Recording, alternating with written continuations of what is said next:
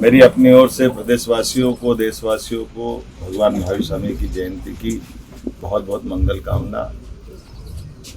लगभग 2500 साल पहले ऐसे एक महापुरुष पैदा हुए जिनने अपने जीवन से जियो और जीनो दो के सिद्धांत के आधार पर एक अलग प्रकार से अपनी पहचान भी बनाई और सभी समाज को प्रकृति के साथ जीते हुए मूल हमारे जीवन का महत्व समझाते हुए जियो और जीने दो की भावना का एक तरह से पुनर्जागरण का बड़ा अभियान चलाया। इसलिए भगवान महावीर स्वामी 24वें तीर्थंकर भी कहलाए।